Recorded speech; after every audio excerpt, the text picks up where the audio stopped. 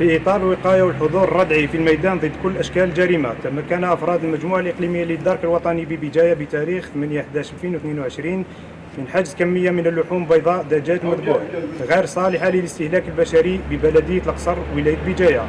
تعود حيثيات القضية إثر قيام أفراد فرقة الأمن والتحري للدرك الوطني بأفلاين الماتن بنقطة مراقبة على الطريق الوطني رقم 12 الرابط بين ولايتي بجاية وتيزي وزو، بالضبط بطريق الأحادي المسلك بلدية القصر، أين تم توقيف شاحنتين من نوع كيا وهيونداي مقتادتين من طرف شخصين يبلغان من العمر 28 و 29 سنة وينحدران من ولاية بجاية.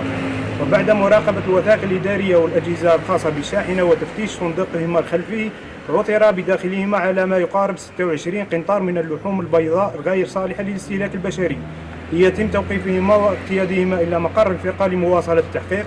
بعد التنسيق مع أعوان قمع الغش والمديرية التجارة والطبيب البيطري التابع لمصالح الفلاحية لدائرة القصر، تبين بأن الدجاج فاسد وغير قابل للاستهلاك البشري. على إثر ذلك تم إنجاز ملف في القضية وإرساله إلى الجهات القضائية المختصة مع إتلاف السلع المحجوزة.